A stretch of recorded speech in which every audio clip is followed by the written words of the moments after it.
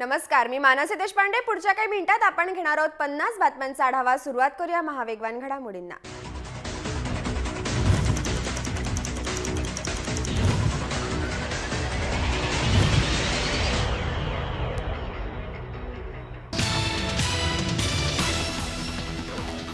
विरोधकांनी 20 मंत्र्यांवर केलेले आरोप खोडून काढत मुख्यमंत्री देवेंद्र फडणवीसांनी सर्व मंत्र्यांना क्लीन चिट दिली आहे. भ्रष्टाचाराचे आरोप झालेल्या मंत्र्यांवर विधानसभेत निवेदन देताना मुख्यमंत्र्यांनी विरोधकांनाही चिमटे काढले. आरोप एक करा पण तगडे करा असा सल्ला जयंत पाटलांना देताना मंत्रिमंडळात गुन्हेगार आरोप असलेल्या मंत्र्यांना घेतलेलं नाहीये असं स्पष्टीकरण त्यांनी दिलंय.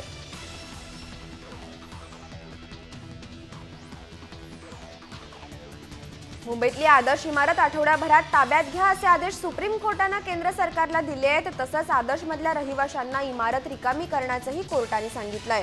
मुंबई हायकोर्टाने ही इमारत पाडण्याचे आदेश दिले होते. हायकोर्टाच्या या निर्णयाविरोधात आदर्श सोसायटीतल्या रहिवाशांनी सुप्रीम कोर्टामध्ये धाव घेतली होती.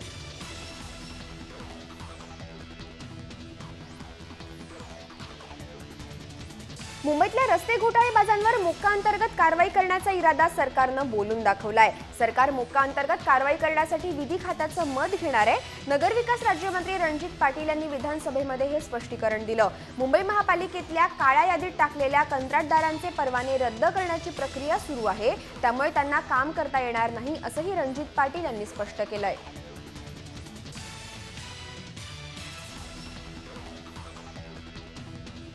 मुंबई एंट्री पॉइंटला होणारी वाहतूक कोंडी सोडवण्यासाठी लेन वाढवण्याचे निर्देश कंत्राटदाराला देण्यात आले आहेत. तसंच जड वाहनांना एकाच मार्गाने वाहतूक करता यावी यासाठी युद्ध पातळीवर काम कसं होईल याकडे लक्ष देण्यात येणार आहे असं सार्वजनिक बांधकाम मंत्री एकनाथ शिंदे यांनी विधान परिषदेत सांगितलं.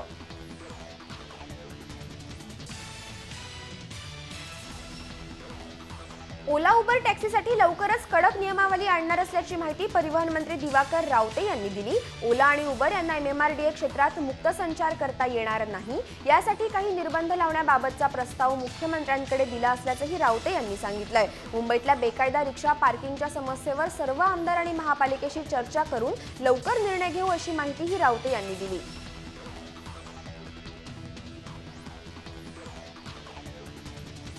राज्यात नॉन क्रिमिलियर प्रवर्गाची मर्यादा 4.5 लाख रुपयांहून 6 लाख करण्याबाबतचा निर्णय या पावसाळी अधिवेशनात घेतला जाईल अशी माहिती सामाजिक न्यायमंत्री दिलीप कांबळे यांनी विधान परिषदेमध्ये दिली आहे. या संदर्भातला GR सुद्धा अधिवेशन संपण्यापूर्वी काढला जाईल असंही कांबळे यांनी सांगितलं.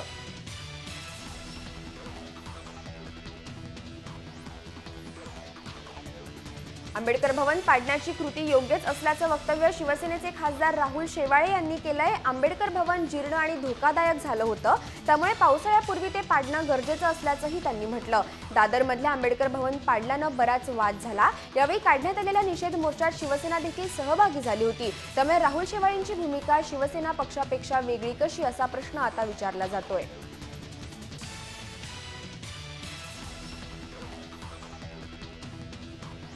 नवी मुंबईतून आर्शिद कुरेशीला अटक करण्यात आली आहे. आर्शिद हा झाकीर नाईक यांच्या इस्लामिक रिसर्च फाउंडेशनचा प्रवक्ता आहे. आर्शिदनं तरुणाला आयसिसमध्ये भरती होण्यासाठी भडकावल्याचा आरोप आहे.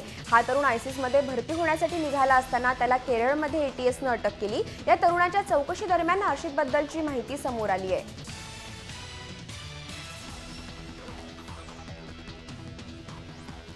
भारतीय वायुदलाचं AN-32 विमान बेपत्ता झालंय. चेन्नईहून पोर्ट ब्लेअरला निघालं होतं. या विमानात एकूण 29 जण आहेत. हवाई वाहतूक नियंत्रण कक्षेच्या माहितीनुसार सकाळी 8:12 पर्यंत या विमानाचा संपर्क होता. त्यानंतर या विमानाचा संपर्क तुटला.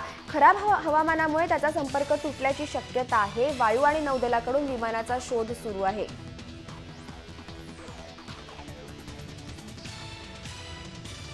आम आदमी पार्टीचे खासदार भगवंत मान यांनी संसदेमध्ये केलेल्या चित्रीकरणाचा मुद्दा लोकसभेत चांगलाच गाजला. त्यानंतर झालेल्या गोंधळानंतर लोकसभेचं कामकाज सोमवारपर्यंत स्थगित करण्यात आलं. संसदेच्या कामकाजाचं चित्रीकरण करून ते फेसबुकवर अपलोड केल्यानं भगवंत मान अडचणीत आले होते.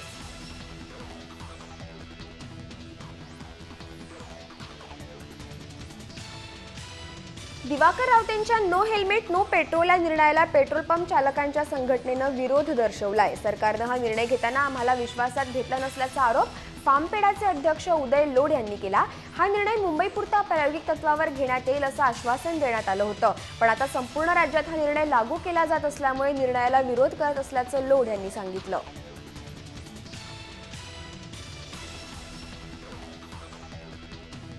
पुण्यात नो हेल्मेट नो पेट्रोल धोरणाला विरोध करण्यात आलाय। पेट्रोल पंपावर काँग्रेसकडून तात्पुरते हेल्मेटचं वाटप करण्यात येतंय। सामान्य नागरिकांकडून हेल्मेट सक्तीला विरोध करण्यात येतोय।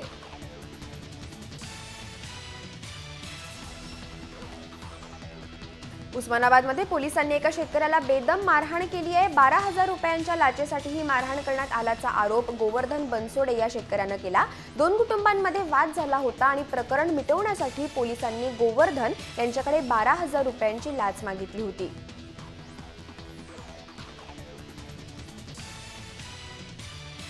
मराठवाड्यात बियर आणि दारू कंपन्यांची पाणी कपात 3 ऑगस्टपर्यंत कायम ठेवण्यात आली आहे। पावसाळा सुरू होऊन 1.5 महिना उलटला तरी मराठवाड्यात दमदार पाऊस झालेला नाहीये। मराठवाड्यातली सगळीच धरणं कोरडी आहेत। जायकवाडी धरणातही फक्त मृतसाठाच शिल्लक आहे। त्यामुळे जायकवाडी धरणातून पाणी कपातीचे आदेश औरंगाबाद खंडपीठानं दिले आहेत।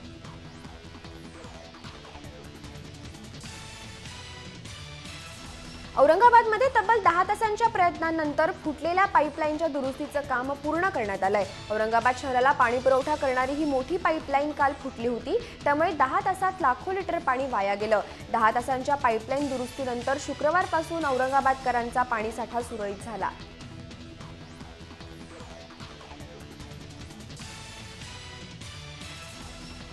मुंबईच नाही तर सारा देश आज कबालीमय झालाय। बँगलोर आणि चेन्नईमध्ये कबालीसाठी अनेक कंपन्यांनी सुट्टी जाहीर केली। कबालीच्या सकाळपासूनच्याच शोला हाऊसफुल प्रतिसाद मिळतोय। माटुंग्यातल्या अरोरा चित्रपटामध्ये दसरा दिवाळीसारखं वातावरण दिसून आलं। चित्रपटगृहाबाहेर रजनीकांतचे मोठे कटआउट्सही लावण्यात आले आहेत। कबालीमध्ये रजनीकांतसोबत मराठमोळी राधिका आपटेही मुख्य भूमिकेत आहे।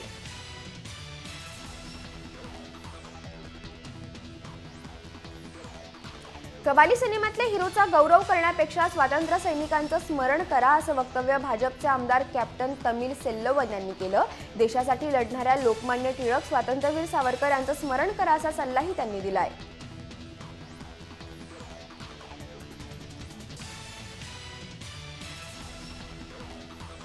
अंबरनाथमध्ये रजनीकांतच्या 80 फूट पोस्टरवर दुग्धाभिषेक करण्यात आलाय। सुपरस्टार रजनीकांत यांचा कबाली सिनेमा आज रिलीज झाला। अंबरनाथच्या बिग सिनेमा बाहेर रजनीकांत यांचं 80 फूट उंच पोस्टर लावण्यात आलं आणि त्यावर दुधानं अभिषेक करण्यात आलाय। रजनीकांतच्या फॅन्सनी पहिल्या शोच्या पूर्वीचा अभिषेक केला आणि त्यानंतर सिनेमा पाहिला।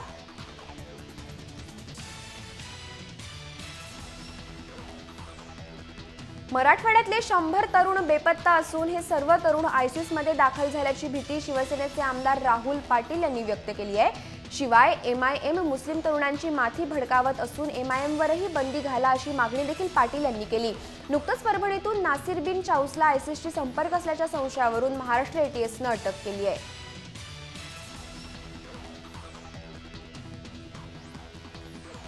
2 रुपयांची विडी दिली नाही म्हणून 65 वर्षांच्या हॉटेल चालकावर धारदार चाकूनं हल्ला केला गेला। लातूरमधल्या औसा तालुक्यामध्ये ही घटना घडली आहे। स्वप्नील आडसुळे असं या माथेफिरूचं नाव आहे। हॉटेल चालक ससाणे यांच्या डोक्यावर 50% पडले असून या हल्ल्याविरोधात औसा पोलीस ठाण्यात कोणताही गुन्हा दाखल केलेला नाहीये। हल्ल्यानंतर माथेफिरू स्वप्नील आडसुळे फरार झालाय।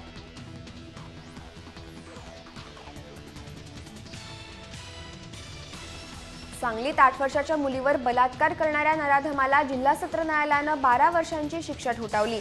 आनंदा कांबळे असं या नराधमाचं नाव असून 2013 साली या नराधमानं 8 वर्षाच्या मुलीवर लैंगिक अत्याचार केले होते। 2013 साली आनंदा कांबळेनं खाऊचं आमिष दाखवत मुलीवर बलात्कार केला होता।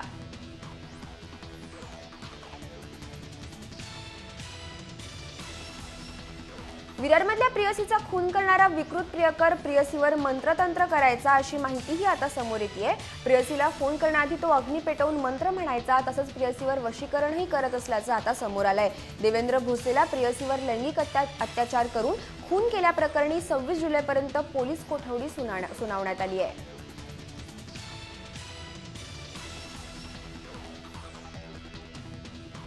डोंबिवलीमध्ये दिवसाढवळ्या कारमधून 1 लाख रुपये चोरल्याची धक्कादायक घटना घडली आहे। वीरेंद्र शर्मा हे त्यांच्या मुलीला सोनपाडा येथे दवाखान्यात घेऊन गेले होते।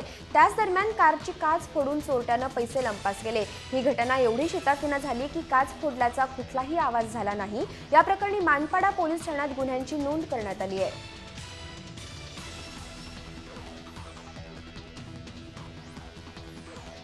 कारंजा घाडगे इथल्या माणिकवाडा शिवारात गुरं चारायला गेलेल्या गुराख्यावर अस्वलानं हल्ला केला।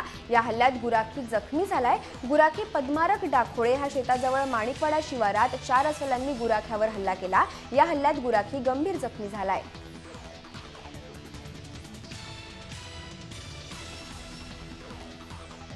डोंबिवली MIDC मध्ये झालेल्या प्रोबेस कंपनीच्या स्फोटाच्या जखमा अद्यापही भरलेल्या नाहीये। त्या स्फोटाला आता 2 महिने होत आले आहेत। या स्फोटात जखमी झालेल्या दुर्गेश मिश्रा या विद्यार्थ्याला डोळ्याची 3 ऑपरेशन झाले तरी अद्यापही दिसत नाहीये। त्यामुळे रोशनला डोळा कायमचा गमावण्याची भीती आहे। शासनाकडे दुर्गेशची जखमी म्हणून नोंद नाही, त्यामुळे त्याच्या उपचारांचा खर्च सुद्धा अद्याप मिळालेला नाहीये।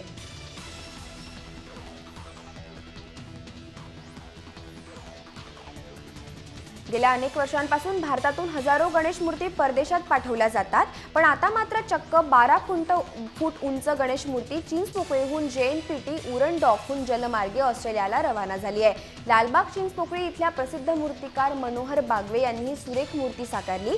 ऑस्ट्रेलियात ॲडलेड येथे तिची प्रतिष्ठापना केली जाणार आहे।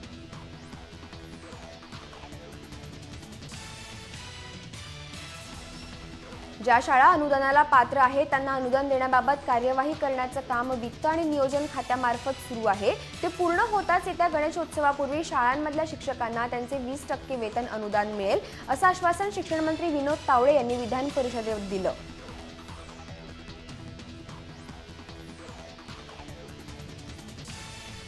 राज्यातल्या शाळांमधल्या विद्यार्थ्यांच्या सुरक्षिततेसाठी शाळा आणि महाविद्यालयांमध्ये विद्यार्थ्यांना किशोरवयीन आरोग्य शिक्षणाचे धडे देणार आहे, असं शिक्षण मंत्री विनोद तावडे यांनी सांगितलं। त्या दृष्टीनं परिपूर्ण आराखडा बनवण्यासाठी मानसोपचार तज्ज्ञ, शाळांमधले प्राचार्य आदींची एक समिती नियुक्त करण्यात येईल, अशी घोषणाही तावडे यांनी केली आहे।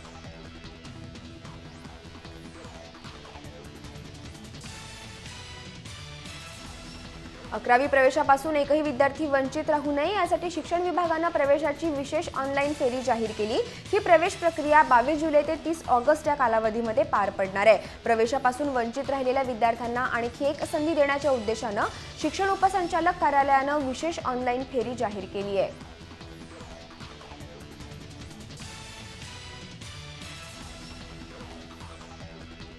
शेतकऱ्यांना त्यांच्या हक्काचा दाम मिळवून देण्याचा निर्णय राज्य सरकारनं घेतलाय। 1 ऑगस्टपासून मुंबईतल्या 700 हाऊसिंग सोसायट्यांसह शाळा कॉलेजांमध्ये शेतकऱ्यांच्या शेतातला दर्जेदार भाजी थेट उपलब्ध होणार आहे। मुंबईकरांनी पणन विभागाशी संपर्क साधल्यास त्यांना या उपक्रमामध्ये सहभागी होता येणार आहे।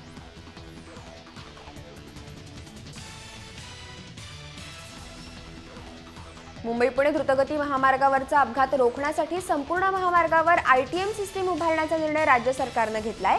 तसेच अपघात रोखण्यासाठी ब्रिफेन वायरचा वापर करण्यात येणार आहे। तसंच खालापूर ते सिंहगड असा 12 किलोमीटरचा बोगदा उभारण्यात येईल, अशी माहिती सार्वजनिक उपक्रम मंत्री एकनाथ शिंदे यांनी विधानसभेमध्ये दिली।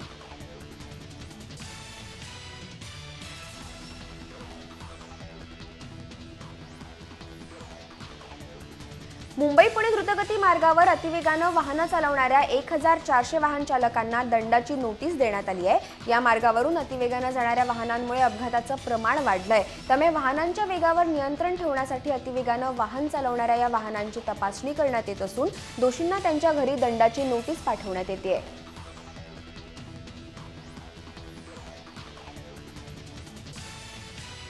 प्रवाशांना तिकीट देण्यासाठी वाहकांना ST महामंडळाकडून काही वर्षांपूर्वी ट्रायमॅक्स कंपनीचे इलेक्ट्रॉनिक मशीन देण्यात आलं। मात्र कराराची मुदत संपल्यानंतर पुन्हा ट्रायमॅक्स कंपनीला चढ्या भावानं काम देण्यात आल्याचं स्पष्ट झालंय। हा संपूर्ण व्यवहार संशयास्पद असल्याचं निदर्शनाला आल्यानं या प्रकरणाची लाचलुचपत प्रतिबंधक विभागामार्फत चौकशी करण्यात यावी, अशी मागणी ST महामंडळ करतंय।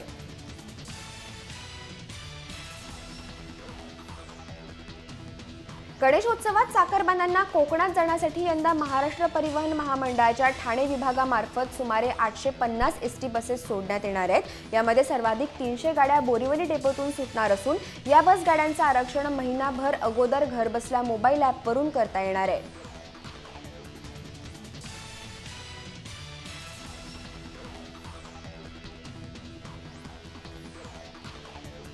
रिक्षामधून प्रवास करताना स्त्रियांना सुरक्षित प्रवासाची हमी मिळावी यासाठी कल्याण उपप्रादेशिक विभागानं रिक्षा चालकांना रिक्षेच्या पाठीमागच्या गोलाकार चौकोनी भागात पारदर्शक काच आणि प्लास्टिकची खिडकी बसवण्याची सक्ती करायला सुरुवात केली आहे। महिलांवर होणारे अत्याचार रोखण्यासाठी हे नवं पाऊल उचलण्यात आलंय।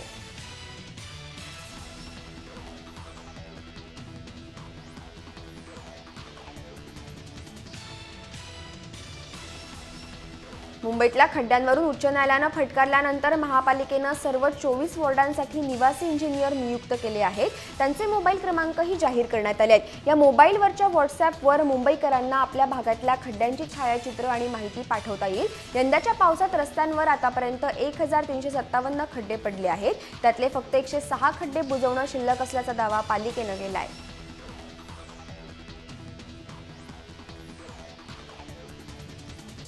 महाराष्ट्रात सध्या खड्ड्यांचं प्रमाण खूप वाढलंय। त्या संदर्भात पिंपरी चिंचवड महापालिकेनं नवी शक्कल लढवली। शहरात कुठेही खड्डा दिसला तरी त्याची माहिती व्हॉट्सअॅपच्या माध्यमातून महापालिकेला लगेच कळवावी असं आवाहन महापालिकेतर्फे दिलं। त्यावर त्वरित कारवाई करण्यात येईल असंही महापालिकेनं सांगितलं।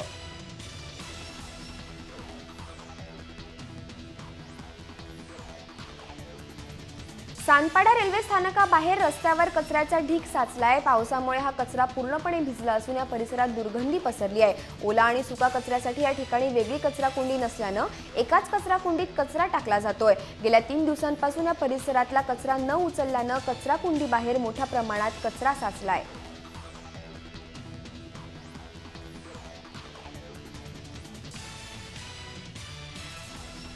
परभणी जिल्ह्यातल्या सेलू तालुक्यात कालपासून पावसानं चांगलाच जोर धरलाय। नदी नाल्यांना पूर आलाय। पावसाचा जोर असाच कायम राहिला तर शेतकऱ्यांच्या पिकांचं नुकसान होण्याची शक्यता आहे।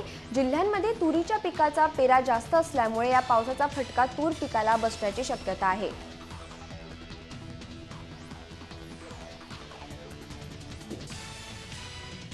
आंबेगाव तालुक्यात झालेल्या जोरदार पर्जन्यवृष्टीमुळे तालुक्याच्या आदिवासी भागातल्या भात शेतीचं प्रचंड प्रमाणात नुकसान झालंय। अनेक ठिकाणी भात खाचरांचे बांध वाहून गेले तर नुकतंच उगवू लागलेली भात रोपही अतिवृष्टीमुळे सडून नुकसान झालंय।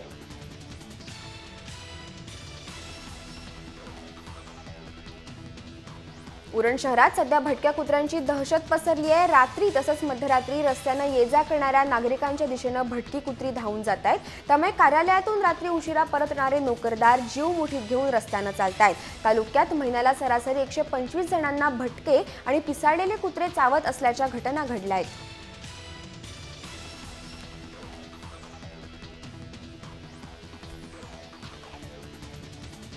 केंद्र सरकार दलितांवरचे हल्ले अजिबात सहन करणार नाही असा इशारा देत केंद्रीय गृहमंत्री राजनाथ सिंग यांनी मोदी सरकारच्या काळात असे हल्ले वाढल्याच्या विरोधकांच्या आरोपांचं खंडन केलं। गुजरातमध्ये दलितांना झालेल्या मारहाणी प्रकरणी राज्य सरकारनं आतापर्यंत 16 जणांना अटक केली आहे तर 4 पोलीस निलंबित करण्यात आले आहेत अशी माहितीही राजनाथ सिंग यांनी दिली आहे।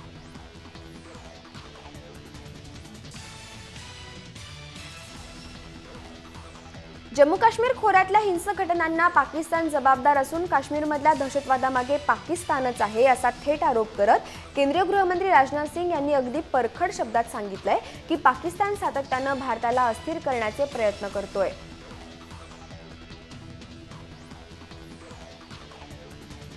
उना येथे गायींचं संरक्षण करणाऱ्यांकडून मारहाण करण्यात आलेल्या दलित तरुणांच्या कुटुंबियांची दिल्लीचे मुख्यमंत्री अरविंद केजरीवाल यांनी भेट घेतली। केजरीवाल यांनी राजकोट इथे जाऊन रुग्णालयात दाखल असलेल्या जखमी तरुणांची आणि त्यांच्या कुटुंबियांची भेट घेतली तसंच जखमी तरुणांच्या तब्येतीचीही विचारपूस केली।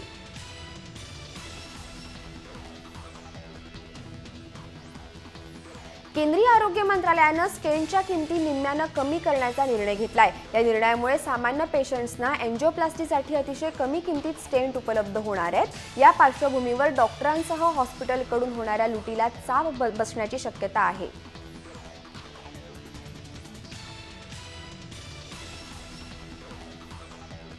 कर चोरी रोखण्यासाठी आयकर विभागानं नवी शक्कल लढवली आहे। बँकेच्या बचत खात्यातून पॅन कार्ड शिवाय 10 लाख रुपये किंवा त्यापेक्षा अधिक रकमेचे व्यवहार करणाऱ्यांना 7 लाख नोटिसा धाडण्यात आल्या आहेत। ही माहिती केंद्रीय अर्थ मंत्रालयानं प्रसिद्धी पत्रकाद्वारे दिली आहे।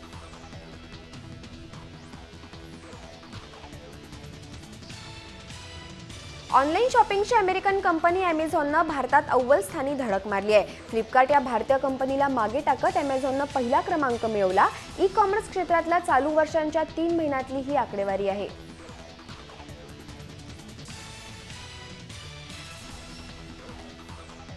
मास्टर ब्लास्टर सचिन तेंडुलकर आता गेमिंगच्या विश्वातही पाहायला मिळणार आहे. सचिनच्या कारकिर्दीवर आधारित गेमचा ट्रेलर नुकताच लॉन्च झाला. या गेममध्ये चाहत्यांना सचिन बनून स्मार्टफोनवर क्रिकेट खेळण्याची संधी मिळेल. अँड्रॉइड, आयफोन आणि विंडोज फोनवर पुढच्या 5 ते 6 महिन्यांमध्ये हा गेम उपलब्ध होईल.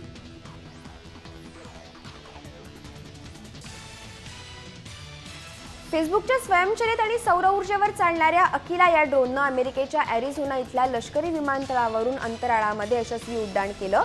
गेल्या काही महिने याची चाचणी सुरू होती. अकिलानं हवेत 96 मिनिटांपर्यंत उड्डाण केलं. बोईंग 737च्या पंखांप्रमाणे आकार असलेल्या या ड्रोननं 28 जूनला पहिलं यशस्वी उड्डाण केलं. मात्र त्याचा व्हिडिओ झुकरबर्गनं 21 जुलैला गुरुवारी शेअर केला.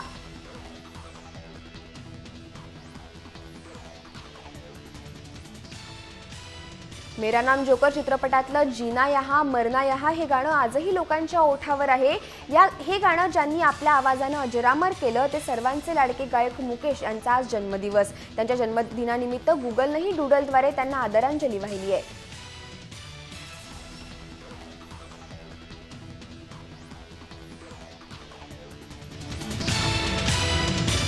आणि यासह महापासमध्ये वेळ झाली. इथेच थांबण्याची. तुम्ही पाहत राहा जय महाराष्ट्र, थेट अचूक बिनधास्त.